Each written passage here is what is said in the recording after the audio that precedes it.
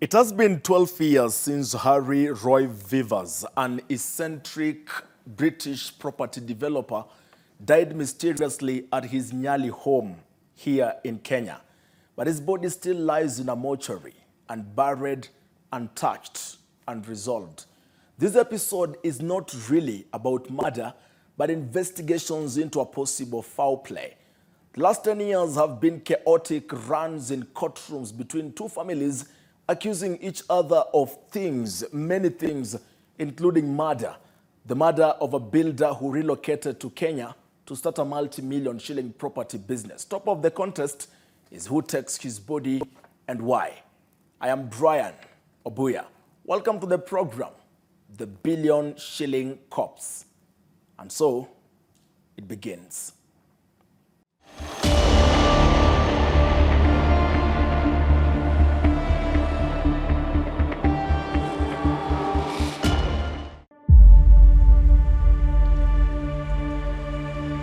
He came to Kenya with a dream.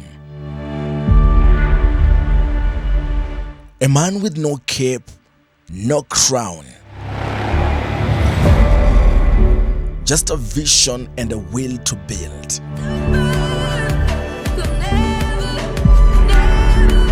From the seaside estates of Nyali to dusty backrooms of Mombasa law courts,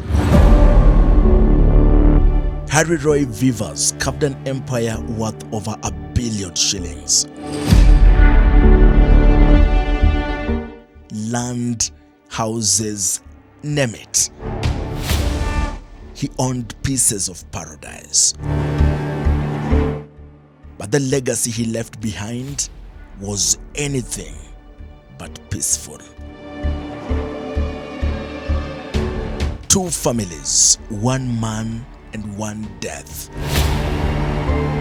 And a fortune so vast, it split blood into bitterness and kin into courtroom enemies. From one marriage in England, Harry fathered sons Richard and Philip. From another life in Kenya, he gained a second family, Azra Parveen Dean and her daughters, Alexandra Vivers and Helen Vivers. And for years, the two sides rarely crossed paths until Harry died, suddenly, quietly, on Valentine's Day in 2013. They buried him almost immediately, without an autopsy, no questions asked. But when the sons returned from the UK, they didn't come to grieve. They came to accuse of poison, of cover-up, of murder.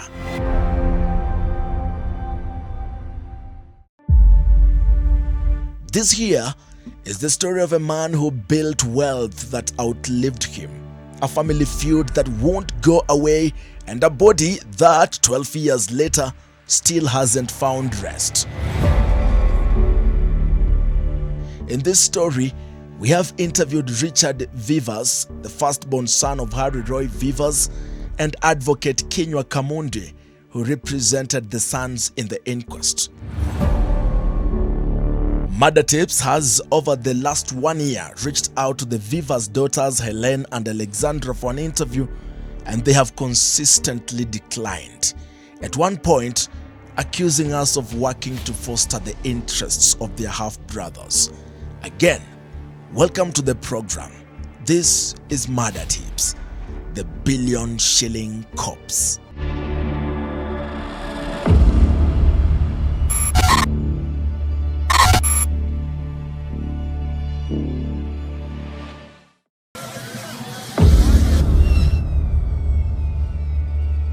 It was on Valentine's Day in 2013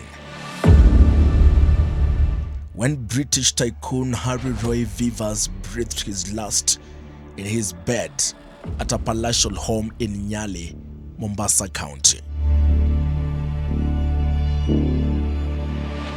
His second wife, Azra Parveen Dean, who lived with him at the time, explained that her husband had died of natural causes. Harry's children 2 sons and 3 daughters were away in the UK. I was called by my sister, my elder sister who's now passed away, Alison.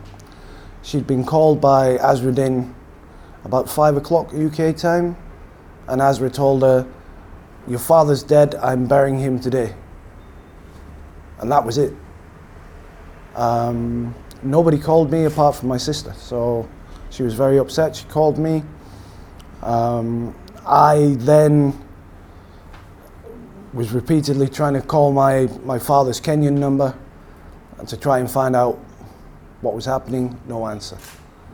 Everybody just refused to talk to me that was in Kenya, that I knew might be around. But Roy's death brought the family together and in constant communication more than before. Only that this time around, it was all chaos. This death meant that Harry's children would all be here but one, Alison. It was an urgent matter. I used to fly it, me and my brother, as fast as possible to try and get here. On the same flight, surprisingly, was my half-sister's. His flight had already been booked because the plane was full. When we went to the airport and we got standby tickets. So it was, we didn't bring any luggage, we just brought ourselves to try and get here as quick as possible. When we arrived, we were refused entry to my father's properties. Obviously, I've been here many times, I know where they are. The half-sisters are Helen Vivas and Alexandra Vivas. The 2 daughters are children of Roy and his second wife, Azra Parveen Dean. Philip and Richard are Roy's children with his first wife, Florence Mavis, whom he had divorced before moving to Kenya to set up a multi-billion real estate empire. From being very young, I've always got on with Helen very well. Alexandra, for a time, I brought Alexandra up. My father and Azruddin couldn't cope with her. So I said, okay, she can come and live with me and see what I can do. So in the UK, before my father's death, we were quite close, especially me and Helen. I was her big brother. You know, she has a problem with a boyfriend, I sort it out. She needs to move house, I sort it out. She needs to go somewhere, a car's not working, I sort it out. She was my little sister. Yeah, and I was proud of her, I loved her. Alexandra has always been a little bit Carly to everybody. But the moment we landed, or the moment we met them at the airport in London at Gatwick, everything had changed. It was like we didn't know them. It was like they were just frustrated with us being around.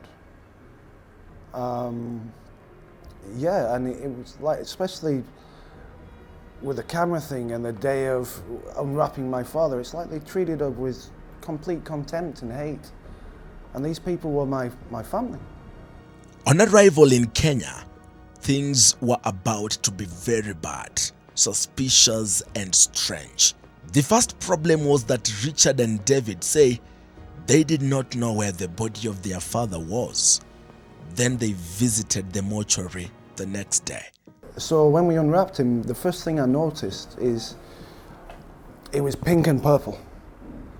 Pink and purple. Pink and purple, sort of pinky here, red up here, purple here, you know, and I've seen dead bodies, Mzungus, okay, and Africans act a slightly different way because we're different pigment in the skin, but the same things happen. If my father's laid on his back or a body's laid on the back, then the blood will sink and it will create a line along the back of the body, which is usually maybe an inch, okay, but this was purple and pink and red, and so we're having a look, and then I'm looking at my brother and like someone's beaten my father to death. And my brother's medical and he's saying, okay, it's not bruising, but I don't know what it is, you're gonna have to calm down. I said, to me it looks like he's been beaten to death, you know. So then I'm really ready to lose my temper. And we unwrap, he looks at his eyes are milky, And then all in his nose and his mouth, it's red. It's like someone's taken a Brillo pad. And at the point when we're gonna pick him and turn him to try and have a look at his back, and then Alexandra and Helen come storming in. That day, my brother was taking pictures on his camera because he didn't know what it was. And also being medical, he could send off to his regiment in the army because they're experts in these things and they can tell us. And I got copies and I sent them to a doctor friend in the UK. These pictures were the beginning of a bad blood relationship between the two families brought together by the passing of their father. But the first suspicions began to show when Roy Harry Vivas was buried as a Muslim. The businessman was hurriedly interred without a post-mortem being conducted to ascertain what killed him. He was buried in a Muslim cemetery. Biggest reason I can say that I didn't just react at the time is I was just in shock. And I was in shock at how people were reacting, you know, and I didn't have a sure footing. And, you know, if I was in the UK and I need to react, I've got a sure footing. You know, I know where to go here, then, you know, I was an alien in a foreign land, you know, so that's why I didn't react then, and maybe if I would have, maybe I wouldn't be here today. You know? So, yeah, you can Google my father. He's the founder of the Christian Unity Party in the UK. You know, he never converted. He was very proud of his upbringing, his religion, who he was. You know, it was a big part of him. But his hurried burial and as a Muslim angered his two sons, Richard and Philip. Then trouble began to become more obvious after it emerged that the death of the Christian man in a Muslim cemetery was never recorded anywhere. I went to Banbury Police. They told me, no, your father's not dead. We know your father. I said, I know you know my father. This is why I'm here. Yeah, I've come for help. Your father's not dead. I'm showing him pictures on my phone. I'm saying they've buried him in a Muslim cemetery. Well, it's not been reported to us. So then he asked me to go and check Niali and see if it's been reported there. Niali police station, lights, nowhere it's reported. The report on the passing of Harry Roy Vivas did not exist at Nyali police station either. But that is not the only place where records of his death did not exist. Then I went to Pandya. Pandya said, your father was never here.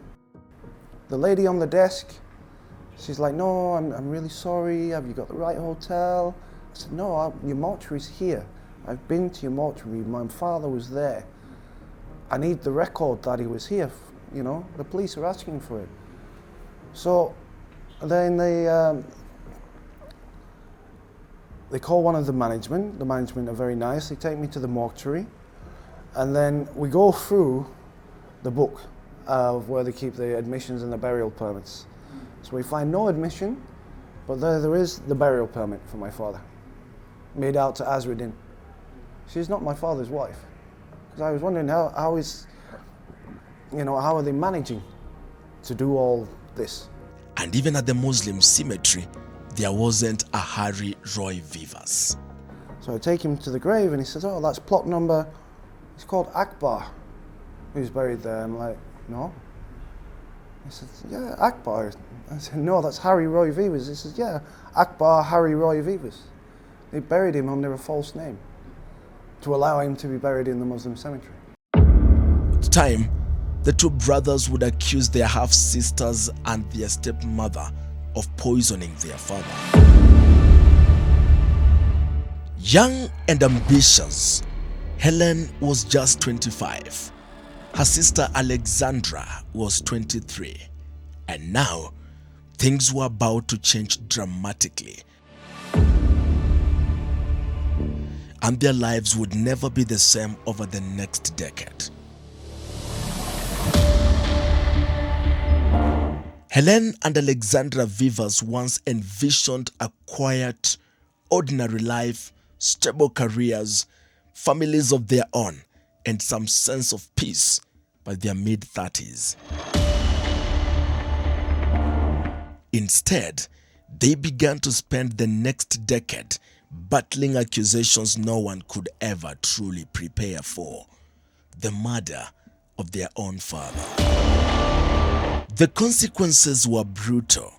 If found responsible, they faced possible criminal charges and even imprisonment. The family is torn apart by mistrust. Helen and Alexandra living under the constant shadow of suspicion. Their names smeared and their lives frozen in time. The inquest held in Mombasa has dragged on for years, plagued by mysterious delays and courtroom dramas, including threatening texts from a court clerk to Helen that led to one hearing's collapse. The case began as a murder case against the widow before the then DPP, Keriako Tobiko, ordered for an inquest, the Rochdale brothers arguing that the decision was based on forged evidence. The inquest has been very long, very protracted, a lot of delays, which are very unfortunate, as we would like to bury our father. He's been in the mortuary since the 31st of January in 2014.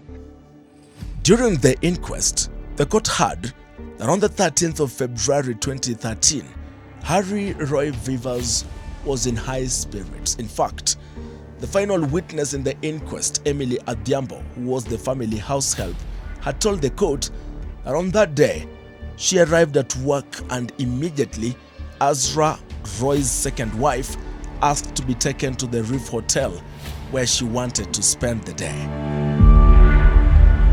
The inquest heard that 10 hours later, Mr. Roy Vivas died and his body taken to the mortuary within 2 hours.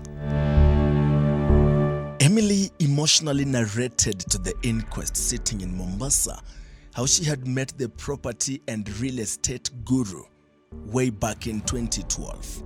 Tarehe 13 nilikuwa nimetoka hospitali na mtoto wangu alikuwa mkwe, na nilikuwa nimeandamana na dadangu ambaye sasa hivi ni marehemu. So mtoto wangu alikuwa na pneumonia, alikuwa ameikelewa ile ni ya mkono ya kuongeza dawa na hapa.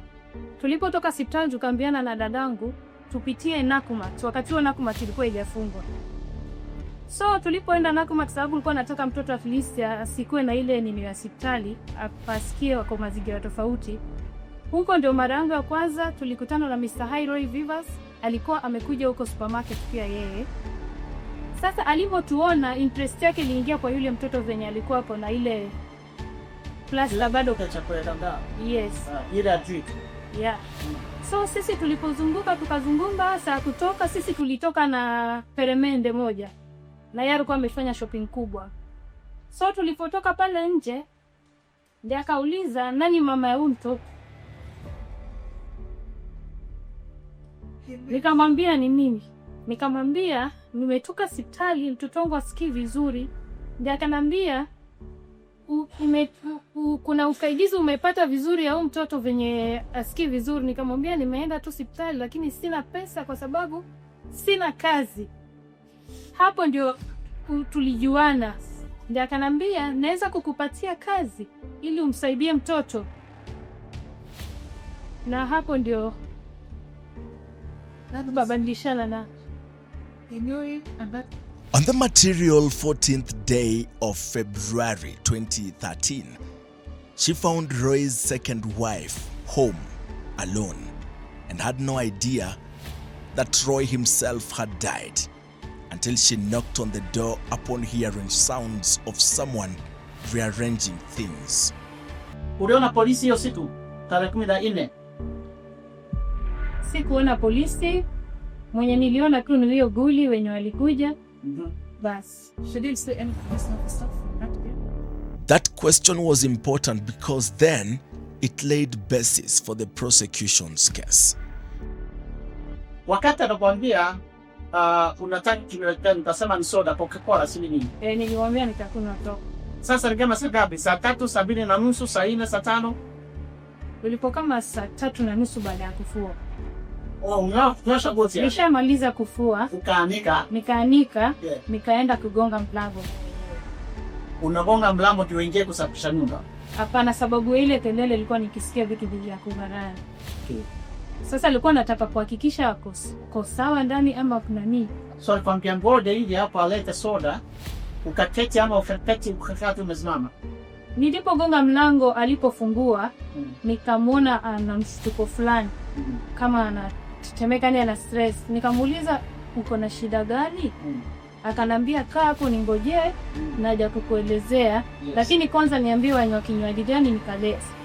By now, Emily had already cleaned Harry's clothes and bed sheets. Hizo bed sheets ulikuwa na moja nani? Marehemu amekufa.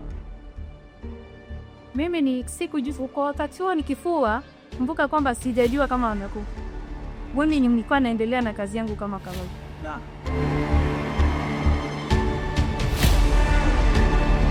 So they asked when you were washing the bed sheets, you didn't know kwamba mwenyewe anakufa. Sikuwa na habari yoyote kabisa. It turned out that Azra had employed the services of Dr. Salim Omar, a physician, who declared that Harry Roy died of a heart attack, despite no post-mortem examination having been done on his body. The doctor had erroneously signed a death certificate indicating as much. Why was the presence of the body at Pandya Memorial Hospital not recorded? I'm supported here by the decision of the Kenya Medical Practitioners and Dentists Board, finding the doctor involved and the hospital liable. Why did the persons of interest have to bribe a doctor to sign to sign a certificate of death with the wrong cause of death? Because if that body had remained at the morgue for an extra day, there would have been a post-mortem. Harry Roy Vivers was exhumed in 2014, approximately 11 months after his death on February 14, 2013. The exhumation was ordered by court following requests from his sons who disputed the cause of death. The body was removed from its initial Muslim burial site at the Sapphire Cemetery in Mombasa for post-mortem examination. This examination later triggered years of conflicting toxicology reports and legal inquests. The examination, conducted by 3 Kenyan pathologists, including former Chief Government Pathologist Moses Njue, private pathologist Dr. Andrew Gashi, who was hired by the Vivers sisters, established that there was poison in the soils around Roy's stomach in the grave, cyhalothrin, a pesticide. A finding that Dr. Gashi for the sisters disputed. Remember, there are 3 pathologists, and so there are samples to be collected. Firstly, from the top of the grave, the dry soil, then dig down, get samples from the body, a lot of decomposed at that time, 9-11 months, 6 feet under, and the wet soil under the body. And so each doctor would collect samples at this level. And every package, Tupperware, would be sealed, and the seal will be countersigned by each of those pathologists to maintain integrity so that people don't switch. All right? So tests were done. The government took the samples to the government chemist. A poison was found. It's called karate. It's a rat killer, whatever it is.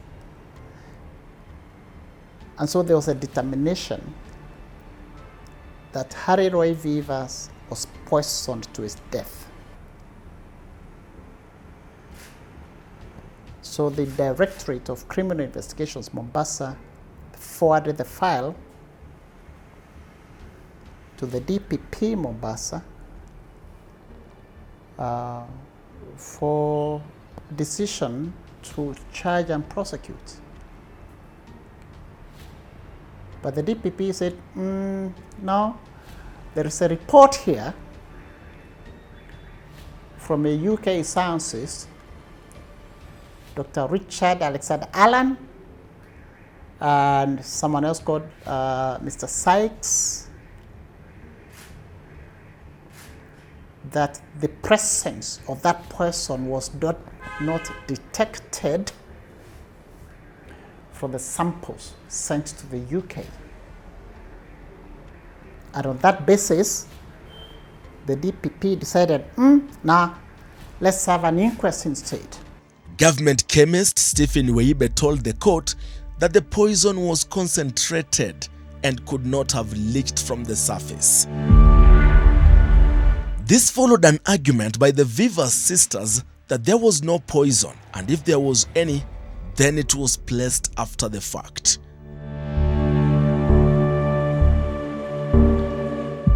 About 9 months after that finding, Helen and Alexandra sought the services of British forensic expert Dr. Richard Alexander Allan for toxicology analysis of the soils and tissues that were harvested from Roy's grave.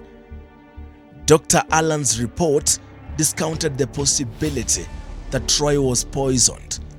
That report even said that no traces of cyhalothrin pesticide were detected after the exhumation. And Richard's advocate agrees with him for one reason.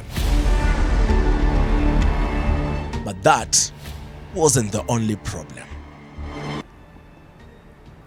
Fast forward to the date those scientists from the UK testified.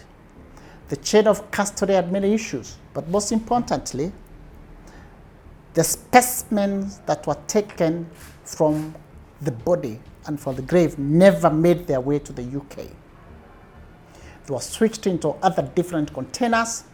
The seals were not there. When Mr. or Dr. Sykes testified by Skype, luckily he still has those packages. They are not the packages into which the specimen were put. So nobody knows whether those were human remains, or horse remains, or cattle remains, or whether the soil was from the UK or from here. The DPP had made the decision overruling the DCI on the basis of a report that turned out to have been founded or based on, how to say this, false evidence. Now, we were told in that report, as Dr. Gachie, this is all public record. Dr. Gachie sat on the samples for 4 months until we sent them to the UK. They got there, nobody knows how. And so those were disowned. The drug dealer being talked about is Baktash Akasha, the heir apparent of the Akasha drug empire that collapsed in New York after years of bravado and unchecked violence and murders in Africa and America. Baktash is said to have threatened Richard with a gun and that he was Alexandra's boyfriend. They came to me in Mombasa bar, Masai bar in the alley. I was invited over to his table. I didn't know who he was. And at the time I'm playing pool. I'm a pool addict. You give me a pool table, I'll be there all night.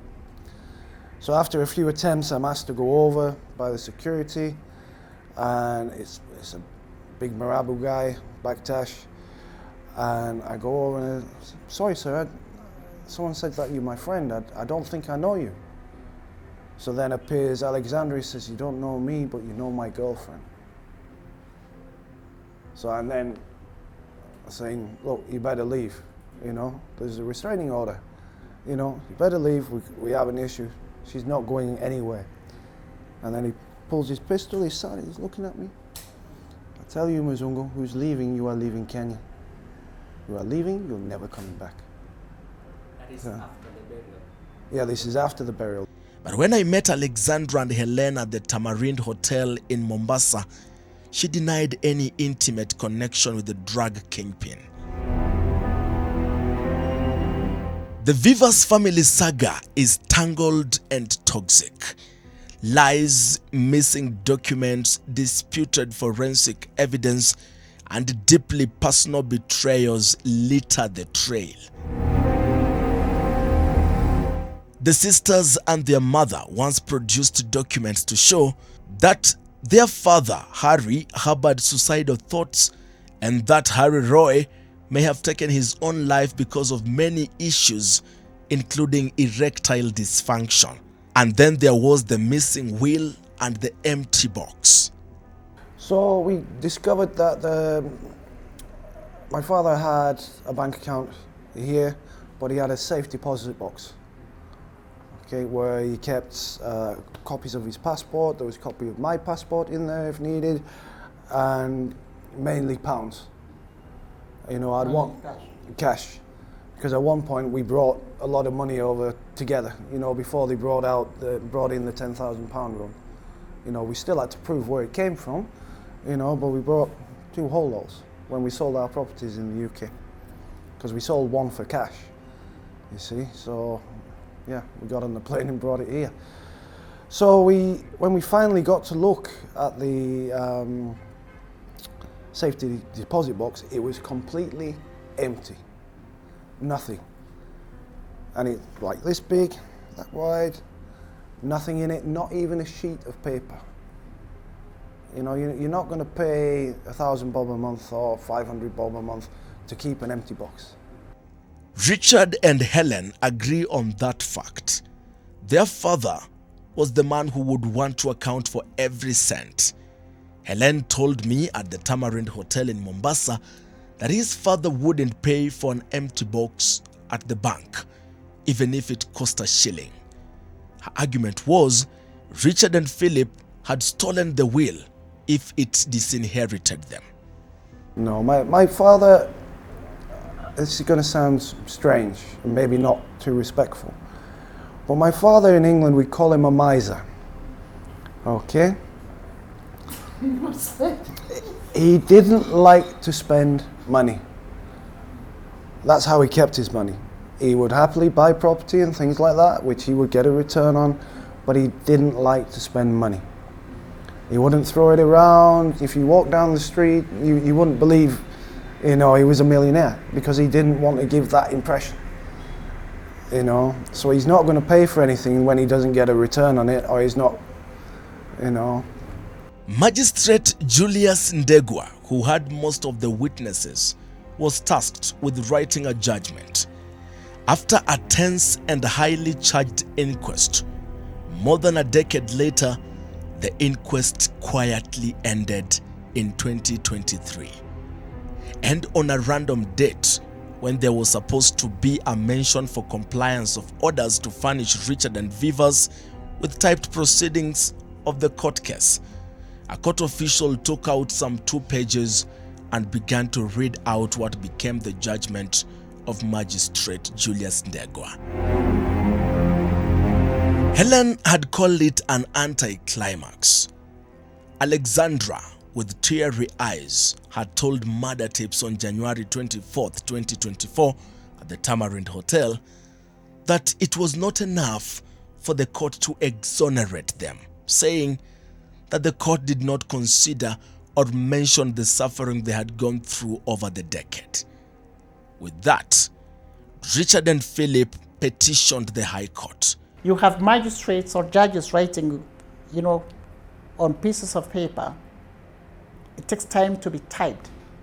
And we're talking about over 340 typed process. You know how much that is? Then you have over 40 exhibits, documents, and each exhibit has many pages. different documents. Yes? So we were told there is a court order, come back on 15th of January 2024 to confirm whether you have received your type proceedings and when you can do your oral and written arguments. We show up on 15th of January, there is a decision, it's a ruling, written in December, 24th December 2023, a Saturday, 2 days before Christmas, Saturday, by a magistrate sitting who knows where. He's based in Migori. Yes? 23rd December 2023, Saturday, without any notice, without hearing us. You have seen volumes of these, okay? There are, I counted, 28 lines in one page. The High Court then found that the inquest was irregularly concluded. Lady Justice Anne Coletta Onginyo saying, there is no evidence that typed proceedings were supplied to the applicant's advocate, and there is nothing to show that this file was forwarded to Honorable Ndegwa to consider the evidence of witnesses who testified and write a ruling. What the High Court was essentially saying is that the judgment may have been written without going back to the file to take another look at what the witnesses said. If anything, there is no way the principal magistrate, Julius Ndegwa, would have remembered everything every witness had said over the last 10 years. Remember, he has locked out all arguments by the prosecution, by the sons of the deceased, and by the advocate representing the girlfriend and daughters of the deceased. Now, then he's complaining that he's been forced to write that ruling. He says he was tasked to prepare the ruling, even though he's not the one who had the last witness. I can speak publicly. It's a senior principal magistrate settling scores with his superiors. If he felt that someone else should have written that ruling, then he should have recused himself. The High Court judge went further to rule that it was therefore irregular for a ruling to be delivered without notice to the advocates. This court therefore finds that the irregularity needs to be corrected by reopening of the inquest file, allows submissions to be filed, and a ruling written and delivered based on the evidence tendered by witnesses in the inquest and submissions filed.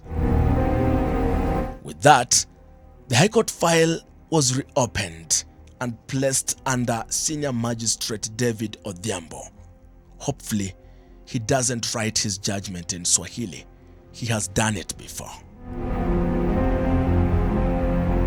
And as the court in Mombasa moves closer to making a second ruling in the inquest, the question of inheritance still looms large. Harry Vivers died without a will, or better still, it was never found. A letter that the two rival families hoped was written to detail his final wishes vanished mysteriously from a bank safety deposit box. The family is now facing another guaranteed legal war over his estate.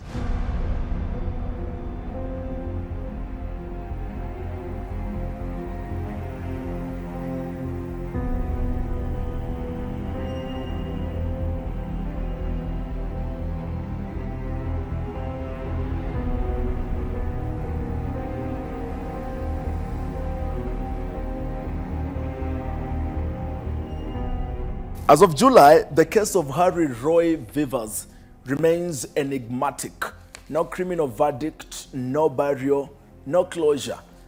A man of property and planning died on Valentine's Day, and 12 years later, his body still lies in a Mombasa morgue.